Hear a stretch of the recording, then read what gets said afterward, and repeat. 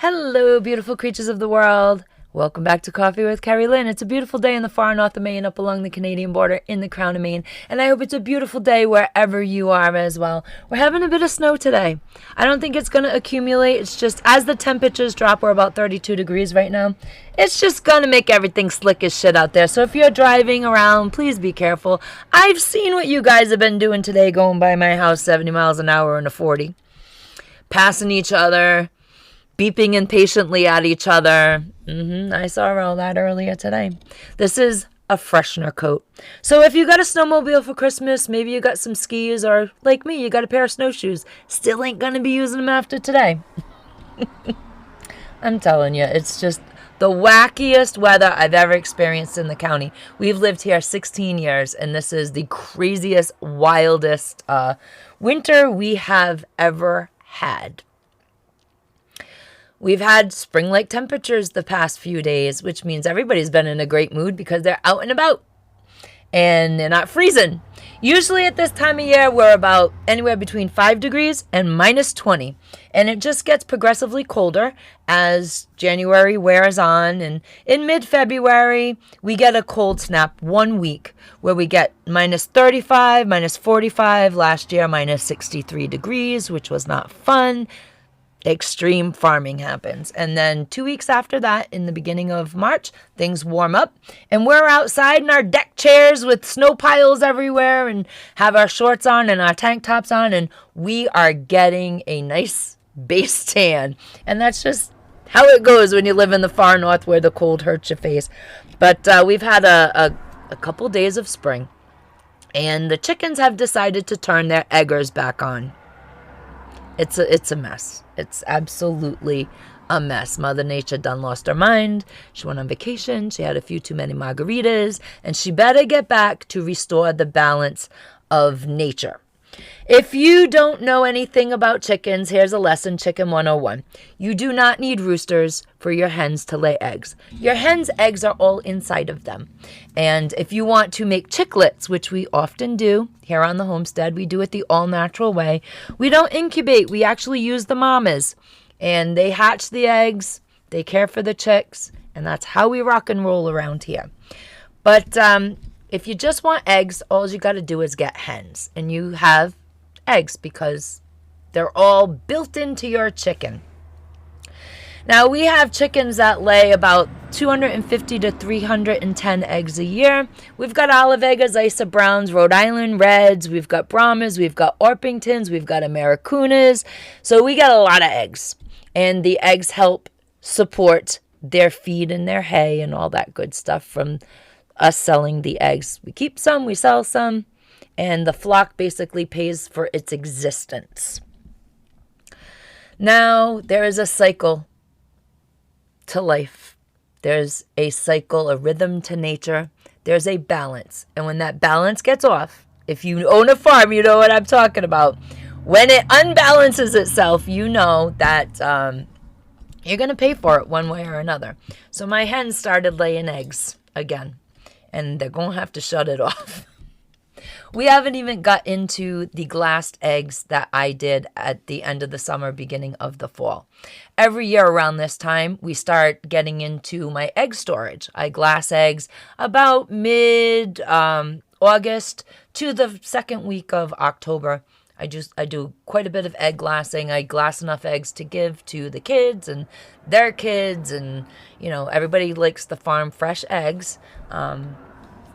And that's how we do it around here. And usually we're starting to crack into that. And we're starting to count the weeks until spring, until the chickens will get up their energy and start giving eggs in a prolific fashion again. But it's happening now, and it's the wrong time of year to happen. And I think that one of two things are going to happen. Either they're going to shut their eggers down again, and I'm not going to get eggs for much of the spring, or it's going to be on the back end and they're going to shut themselves off at the end of the summer, beginning of the fall. So I think that next year, this summer, I'm going to have to glass eggs about July to ensure that we get enough to get through next winter. It's crazy. 2024 started off wild, didn't it, ladies and gentlemen?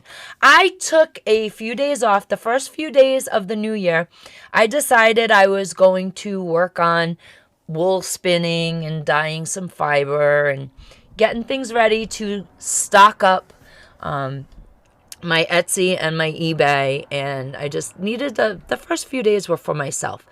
I also like to recalibrate myself at the beginning of the new year. Take note that it's getting later longer up here in the far north of Maine. We had sunlight, this milky white stuff. If you are a blind viewer on Spotify, iHeartRadio, YouTube Music, or Amazon Music, you cannot see the film, the video. It's just white light. Our sky is so steely gray that if you want to see the sun in the wintertime up here, you have to look for the big white circle in the sky, and then you know it's the sun. We don't get that a lot of days where it's that bright, yellow, warm sunshine. It's just we're too far north for that. We got that when I was in Rhode Island. When we lived in Rhode Island, we had more warm days in the winter, more green grass days in the winter than anything. But up here, it's a little bit different. Life is different in the far north. It sure is. Life is so different that we've learned in all the years that we've lived in Maine for about 25, 26 years all total. We've learned how to prepare ourselves, prepare for the worst, prepare for the worst, hope for the best. That's what we do up here because you never know. Like right now, we got a squall going on out there. It's amazing. It was light snow all day and now we got a snow squall coming in. It's just... that's the way it works. And that's why we prepare. While I was doing my spinning and my fiber dyeing, I was listening to a lot of the big homestead channels and the big survival channels, the big prep channels. And they're all pretty much screaming the same thing, that things are falling apart, which we all know because we all have eyes and we can all see, and that it's too late, and it's going to be a wild year, and if you haven't done this, you're screwed, and if you haven't done that, you're screwed. There's no hope for you. And you're not going to see fear headlines here. Now, we've always been preppers because weather. We've lived in Maine most of our lives, and it's always good to have extra food on hand just in case, because you never know what's going to kick up. Whether it's a wild windstorm that knocks out all the power downtown and nobody has generators, so they're not running their businesses, to winter storm, something that starts out really benign with fluffy snowflakes, make you feel like you're in a snow globe for a little while, turns into a snow squall, and then here you are. And then next thing you know, it's a blizzard, and you can't get to the store. We learned living this far up north, many, many years, we had to go to friends' houses and dig them out. I mean, literally dig them out of their house. When they opened their door, there was snow straight up to the roof. They couldn't get out, and you'd have to dig them out from the road to their door and make that little wall, that corridor of snow for them. It's absolutely crazy sometimes up here. So if you have enough food, things like that don't panic you. I also know that there are a lot of people that are just waking up. We're not a channel that does fear, but we're also not a channel that buys in so heavily on ideology. We focus on people. We focus on kindness. We focus on empathy. We focus on compassion. And I have made a slight note that the bigger channels that I do watch, they're like, hey, I'm glad you woke up, but it's too late. It's not too late. It's not too late to stock your pantry. I think what's coming in 2024 is more financial turmoil. I mean, you can see what's going on in the world. There's all that. It's a political year, so we're going to have a lot of angst. We're going to have a lot of high-strung people. We're going to have a lot of bitterness because of ideologies. People can't see past their political beliefs anymore. People can't look at another human being and see a human if they know that that person does not believe the same thing that they believe. This channel, when we started it over a year ago, it was to build culture. It was to be there for people who we knew were going to be in need, but did not see readily that they were going to be in need. Many times, people have called me a conspiracy theorist. That's okay. Many times, my family has made fun of me for many years. I mean, I've been telling people for 15, 17 years now, you know, this is going to happen and that's going to happen. And in 2008, I was telling everybody, get food in your house and make sure that, you know, you have enough food, you have a little bit of cash on you in case something else happens, because it was a big financial disaster in 2008.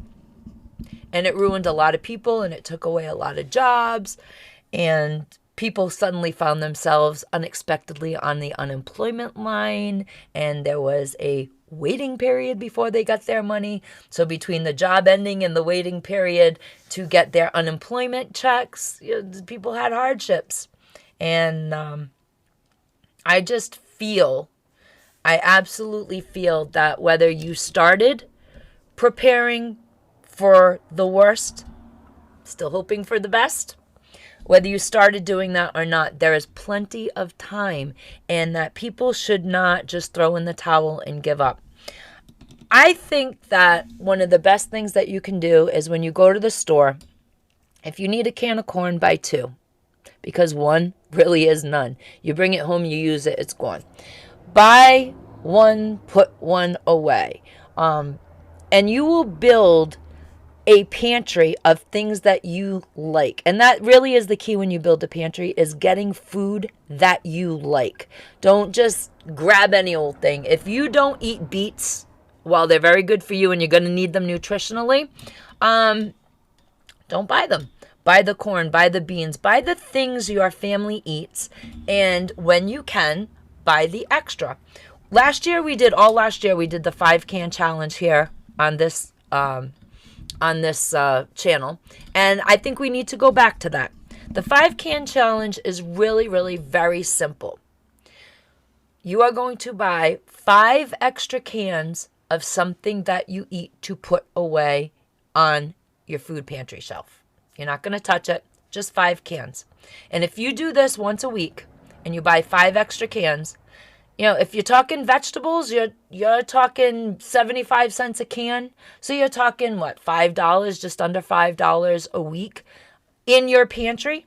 Stop going to the Dunkin' Donuts. Stop going to the Starbucks. Stop going to Tim Hortons. You can do that for a few days to get that $5. It's 2 days exactly, because coffee, when you go out, is $3 and change. So for 2 days a week, do not get the coffee. Take that $5, go to the market, and buy 5 extra cans of whatever your family likes to eat. Chef Boyardee, great. Get some extra vegetables.